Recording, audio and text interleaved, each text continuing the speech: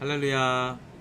성도님들 안녕하셨습니까? 저는 갈보리 복음교회를 담임하고 있는 이진영 목사입니다. 인사드립니다. 네, 오늘 또 좋은 기회를 통해서 저희가 함께 예배에 대한 우리의 갈급함과 궁금함과 또 우리의 갈망을 함께 나누며 소통할 수 있는 기회가 되었습니다. 하나님께 감사드립니다. 이 귀한 기회를 통해서 저는 오늘 예배가 곧 복음이다 라는 메시지로 함께 짧게 말씀을 나누었으면 합니다. 마셜 맥루한이라는 사람이 매체가 곧 메시지다 라는 말을 했습니다. 매체가 곧 메시지다. 무슨 말일까요? 여러 가지 견해들이 있을 수 있겠지만 가장 싹싱트하게 말씀을 드리자면 전하고자 하는 어떤 메시지가 그것이 어떻게 전해져야 할 것인가에 대한 방법, 매체를 결정한다는 것입니다. 어떤 말을 전해야 한다, 어떤 내용을 전해야 한다 라는 생각이 그것을 전하는 사람의 마음속에 명쾌해지면 그는 이것을 똑바로 전하기 위해서 반드시 가장 효과적인 그리고 가장 상징적이면서도 가장 잘 그 메시지를 드러낼 수 있는 매체를 구성하게 된다는 것입니다. 브라이언 채플이라는 목사님께서 Christ-centered worship이라는 그리스도 중심적 예배라는 책의 제7장을 시작하면서 이렇게 말하고 있습니다. When the gospel is embraced, it controls. It controls lives, affecting hearts, values, and commitments. 복음을 우리가 받아들이면 그 복음은 우리를 통제한다. 복음은 인생을, 복음은 열정을, 복음은 가치를, 그리고 복음은 우리의 헌신을 모두 결정한다 라고 말합니다. 인생을 복음이 결정한다. 그 인생을 결정한다는 말이 복음이 우리의 열정을 결정한다는 말로 이어지죠. 우리가 무엇에 우리의 애정과 열정을 쏟아 부을 것인가, 또 가치, 우리가 무엇에 가치를 둘 것인가, 또 우리가 무엇에 헌신, 우리의 인생과 시간과 소유와 모든 것을 쏟아 부을 것인가, 복음이 그것을 결정한다는 것입니다. 기독교 공동체, 예수 공동체, 그리스도인들의 언약 공동체가 모여서 함께 모이는 자리, 우리가 정기적인 매주에 한번 모이는 그 자리에 우리는 예배라고 하죠. 공예배라고 합니다. 그 예배를 규정하고 정하고 그 예배의 형태를 통해서 우리에게 전해지는 그 메시지가 바로 복음이고, 그 복음이 예배를 규정한다라는 말씀을 오늘 함께 드리고 싶습니다. 복음은 교회가 그 복음을 이해하도록 돕습니다. 성령께서 그 복음을, 예수 그리스도께서 우리를 위해서 하늘의 영광을 버리고 이 땅에 오셔서 죽으셨다는 그 사실, 죽으시고 부활하셔서 승천하셨는데 그뿐만 아니라 우리를 그의 하늘로 오르시는 승천에 연합하여 우리도 그리스도와 함께 하나님의 보좌 앞에 영적으로 함께 있게 하시고, 영원토록 그가 그 몸으로 하나님의 보좌 앞에서 우리를 중보하시고 그가 몸으로 우리에게 다시 오신다라는, 죄에서 우리를 구원하신 하나님의 그 사랑을 노래하는 그 복음, 그 복음이 들려질 때에 하나님께서는 그 복음이 우리로 하여금 이해되어지도록 우리 안에서 성령으로 역사하신다는 것입니다. 그리고 교회가 그 복음을 올바르게 이해하게 되면 교회는 그 올바른 복음을 또 올바른 방식으로 표현하기 위한 예배를 위한 가장 적절한 예전을 구성하게 되는 것이죠. 즉 복음이 우리들에게 이해되고 그 이해된 복음이 온전히 표출되기 위해서 하나님의 역사심을 통해서 우리의 지적이고 우리의 영적이고 우리의 모든 감성적이고 의지적인 모든 면이 온전한 예배의 예전을 구성하도록 결정하고 영향을 미친다는 것입니다. 예전은, 우리가 그렇게 정하게 된 올바른 예전은 복음을 올바르게 전하고 그 예전을 통해서 우리로 하여금 그 복음에 주목하게 하여서 예배자의 삶을 형성하고 그가 예배를 마치고 돌아간 세상 속에서 더 큰 의미의 삶의 예배를 통해서 또 그 복음을 전하고 살아내게 되는 것이죠. 그래서 복음은 작은 예배라는 작게 보면 예배의 모임이라는 그 예전을 구성함과 더불어 우리의 삶의 습관과 우리의 삶의 모든 형태를 규정하고 변화시키고 하나님을 더욱 닮아가게 하고 아름다운 공동체의 일부가 되고 그 복음을 또 그렇게 전하게 함으로써 삶의 큰 단위의 예배까지도 구성한다고 성경은 또 복음은 또 하나님께서는 우리에게 말씀해주고 있습니다. 네, 우리가 매주 드리는 예배를 간단하게 그 예전을 요약해보면 아마 이렇지 않을까 싶습니다. 예배로의 부름이 있죠. 하나님께로 오라고 부르시는 그 은혜를 힘입어서 우리 하나님께로 나아가게 됩니다. 그러면서 우리는 그 거대하시고 위대하시고 사랑이 풍성하신 자기 아들을 우리에게 내어주시고 우리를 구원하시고 우리 안에 머물러 계시는 그 성령님의 하나님의 놀라우신 역사를 찬양하고 그 광대하심을 노래합니다. 그 하나님을 발견하게 됩니다. 그 하나님을 발견한 우리는 동시에 우리의 죄됨을 발견하고 우리의 죄를 하나님께 고백하게 되죠. 죄의 고백이 있습니다. 우리의 죄의 고백의 기도, 회개의 기도가 있은 후에는 바로 강단으로부터 우리에게 죄 용서의 확증이 선포됩니다. 우리의 죄가 용서되었다는 확증이 선포되면 우리 안에 감사의 마음이 넘쳐나고 우리는 하나님께 감사의 찬송을 부르게 됩니다.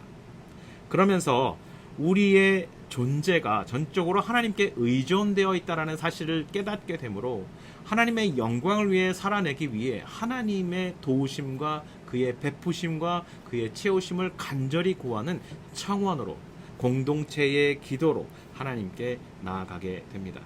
그렇게 하나님 앞에 나와 있는 그 하나님을 청원하는 하나님께 요청하는 의지하는 사람들에게 하나님께서는 그 하나님 닮은 삶, 예수 그리스도를 닮은 삶을 우리가 깨닫게 하시기 위하여 복음에 깨닫게 하시는 그 사역을 진행하시는데 바로 우리를 가르치는 사역이 이어지는 것이죠. 말씀을 통해서 명증하게 명백하게 분명하게 하나님의 뜻이 무엇인지 그 하나님이 누구이신지 하나님이 우리를 위해서 무엇을 하셨는지 우리는 어떻게 살아야 하는지 하나님께서 우리에게 가르쳐 주십니다.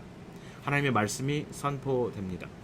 그런가 하면 이 말씀의 우리를 향한 가르침이 마무리가 되면서 우리는 아름다운 하나님의 창조하신 공동체 안에 함께 있음에 대한 하나님과의 연합되고 우리 예배 공동체와 언약 공동체와 함께 연합되는 그 연합 속으로 들어가는 체험을 하게 되죠. 성찬이 나누어지고 예수 그리스도의 살과 피가 나누어지고 마치 광야에서 하나님께서 우리를 먹이셨던 것처럼 우리를 먹이시는 역사와 그것을 통해서 하나님과 연합되고 공동체와 함께 연합되는 그래서 하나님의 보좌 앞에 아름다운 공동체가 되는 경험을 하게 됩니다. 그런 우리들에게 하나님께서는 우리에게 책임을 부여하시면서 이제 앞으로 나가서 복음을 가진 사람들로서 살아가라 라는 책임과 권면을 주시고 우리에게 축복하시면서 예배당을 나아가서 삶으로 더 큰 예배의 현장으로 나아가게 하시죠. 예배로의 부름, 하나님을 향한 예찬, 죄의 고백, 용서의 확증, 감사, 청원, 가르침 혹은 말씀의 선포 그리고 성찬 그리고 권면, 축복 이렇게 예배의 구조가 이어지는 것을 볼 수 있습니다. 이 모든 예배의 구조의 이야기들과 그리고 그 상징들이 그 중심을 면밀히 흐르는 하나의 핵심 키워드로 우리에게 표현될 수 있다면 그것이 바로 복음이라는 것입니다. 하나님께서 자기 아들을 우리에게 보내어 우리를 구원하시려고 작정하셨고 그의 뜻을 온전히 성취하시기 위해서 아들이 순종하여 그의 영광을 다 벗고 이 땅에 종의 형체를 입고 오셔서 죽으셨고 그가 십자가에 죽으시고 부활하심으로 우리를 그에게 연합시키셨고 그를 찬송하고 믿는 하나님의 아들로 믿는 우리 모든 이들을 들어올려서 하나님의 보좌 앞에 아름다운 공동체로 다시 모이게 하셨다. 언약 공동체가 되게 하셨다.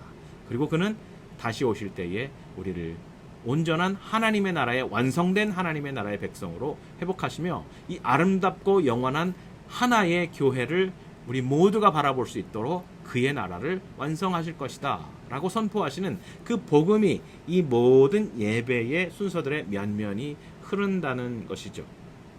실제로 그러한가? 실제로 예배가 이 복음이 그 내용을 정하는가? 우리는 구약의 한 가지 이야기를 통해서 그 예시를 바라볼 수 있을 것 같습니다.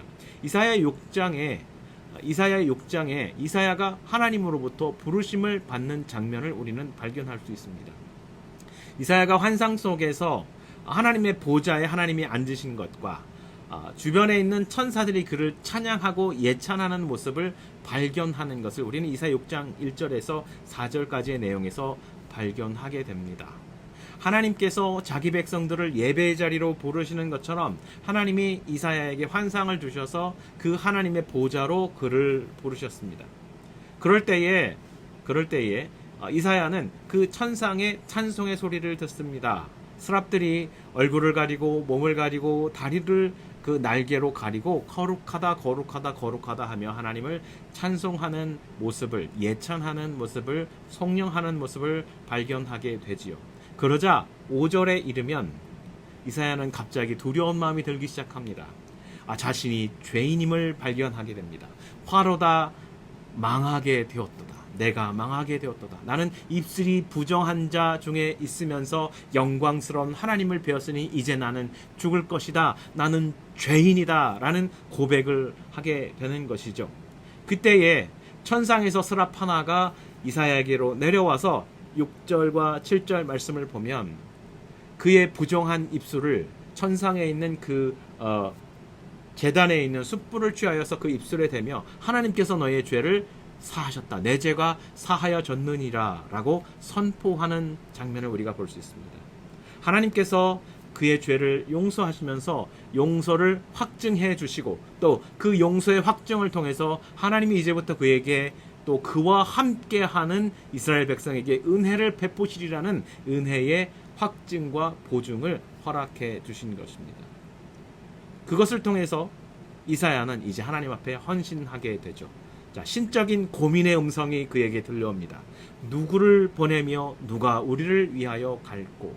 하나님 안에서 고민하시는 그 메시지와 그 마음이 이사야에게 전달되었을 때에 이사야가 그 감사와 죄 용서의 확신과 기쁨을 통해서 하나님 앞에 무릎을 꿇으면서 이렇게 말합니다. 내가 여기 있나이다. 나를 보내소서.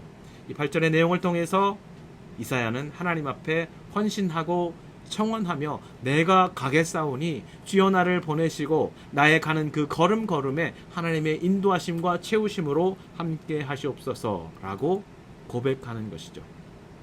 그러자 천사들이 스랍이 그를 가르치기 시작합니다. 그 가르침의 내용이 9절에서 12절 말씀에 있습니다. 하나님의 비밀과 하나님의 진리와 하나님의 택정하신 하나님의 그 때에 대한 가르침을 이사야에게 상세히 베푸시는 그 장면을 볼 수 있습니다. 이렇게 가르침을 얻고 헌신한 이사야가 이제 하나님께 부여받은 그 책임을 가지고 갈 때에 우리는 그 이사야에게 하나님의 권면이 주어졌고 하나님의 사명이 주어졌음을 발견하게 됩니다. 그러면서 하나님은 동시에 이사야를 보내시면서 하나님께서 그를 통하여 역사하시며 이 약속이 반드시 성취될 것이라는 약속의 보증과 축복으로 이 만남이 마무리되게 하신다는 하나의 구조를 완성하신다는 사실을 보게 됩니다. 그 중에 10분의 1이 아직 남아 있을지라도 이것도 황폐하게 될 것이나 밤나무와 상수리나무가 배임을 당하여도 그 구루터기는 남아 있는 것 같이 거룩한 씨가 이 땅에 구루터기니라 하시니라. 이 땅에 구루터기가 될 하나님의 사람들을 그가 보존하시고 그 연약해 보이는 구루터기를 통해서 하나님께서 다시 하나님의 나라를 세우시고 융성하고 왕성하게 하실 것이라고 약속하시며 축복하시며 그를 보내는 것이죠. 이처럼 구약의 많은 이야기들과 하나님과 만나게 되는 그 만남의 현장 속에서 우리는 복음의 이야기가 이 모든 과정을 관통하고 있다는 사실을 공통된 예전의 요소를 우리에게 보여주고 있다는 사실을 발견하게 됩니다. 복음입니다. 하나님을 발견하고 그의 거대하심을 발견하는데 그 앞에 죄인된 우리 모습을 발견하고 그 앞에 죄를 고백할 수밖에 없는 우리 모습이죠. 그런 우리에게 하나님께서 죄 용서를 선포하시며 그 용서가 확정되었고 그 확정된 복음으로 인하여 우리가 하나님 앞에 나아가게 되었음을, 그것으로 인하여 우리가 감사하게 됨을, 또 우리의 삶 전체가 하나님 앞에 의존되어 있으므로 하나님 앞에 청원하고 기도하고 간구하게 됨을, 그런 우리에게 주신 하나님의 은혜가 감사하여 우리가 하나님을 더 닮고자 하는 마음을 주시고 우리에게 말씀으로 우리를 가르쳐 주심을, 그 말씀 속에서 하나님을 닮는 방법과 하나님의 열정과 하나님을 더욱 깨달아 알게 하심으로 연약하지만 예수 그리스도의 우리와 함께 하심과 성령의 중보하심을 통해서 그 권면을 받아 이 복음을 다시 전하기 위해 세상으로 나아갈 때에 우리에게 그 권면을 들고 나아가는 우리에게 하나님께서 축복하시며 더 큰 예배와 복음을 전하는 현장으로 보내시는 이 복음의 이야기들이 바로 예배의 모든 과정, 구조, 면면을 정하고 있다. 메시지가 곧 매체이고 매체가 곧 메시지라는 사실, 예배가 곧 복음이라는 사실을 우리에게 가르쳐주고 있는 것입니다. 브라이언 채플은 자신의 책에서 우리에게 아주 격려가 되는 한 패러그래프의 메시지를 우리에게 전하고 있습니다. 교회가 행하는 예배가 복음을 계속적으로 재준술하는 곳이면 어디서나 하나님은 교회의 모든 부정함과 연약함과 죄에도 불구하고 자기 교회 안에서 자기 진리에 대한 증거를 보존하신다. 복음을 일관되게 재진술하는 예배를 통해 하나님은 대대로 그리고 인간적 한계를 넘어서 자기 은혜를 전달하신다. 우리 자신도 부족하고 우리 교회도 부족하고 이 세상은 여러분 악하기로는 말할 데 없이 악하지만 그 부족한 사람들이 하나님의 그 부르심을 통해서 예배의 현장에 나와서 하나님의 거대함을 발견하고 우리의 죄인됨을 발견하고 무릎 꿇고 용서를 구하고 하나님의 용서가 선포되고 확증되고 감사와 기쁨으로 찬송하며 그분 앞에 헌신하는 백성들, 그들이 하나님의 말씀을 기꺼이 배우고자 하고 기꺼이 하나님 앞에 이 부족한 우리들의 모습이라도 내어놓고자 할 때에 하나님은 기꺼이 이 예배를 우리의 부족함에도 불구하고 지키신다는 것입니다. 하나님은 기꺼이 우리의 인간의 한계를 넘어서 우리의 모든 부족함을 건너뛰면서 우리의 마음속에 하나님의 메시지와 하나님의 영광을 계속해서 비추어 주신다는 것입니다. 그러므로 우리 눈에 보기에 우리의 예배와 우리 교회가 때로 너무도 부족하고 연약하고 흠이 많고 죄가 많고 죄인들의 부딪히는 삶의 현장일지라도 하나님은 그곳에서 복음이 전해진다면 모든 성도가 그 예배를 통해서 복음의 메시지를 듣고 용서함에 인하여 기뻐하고 하나님을 간절히 의존하고 나아가는 그 작고 연약한 모습들이 비추어진다면 하나님 그 예배의 현장과 교회를 지키실 것이라고, 그곳에 함께 하실 것이라고 우리에게 성경을 통해서 또 이 브라이언 채플의 이 메시지를 통해서 또 성령의 중보와 역사하심을 통해서 우리에게 약속하고 계신 것입니다. 우리에게 주신 성령이라는 그 보증이 우리에게 주신 그 아름다운 예배의 현장, 아름다운 언약 공동체, 우리 교회에 성도님들이 속한 그 교회에 풍성하시기를 예수 그리스도의 이름으로 축복합니다. 아멘.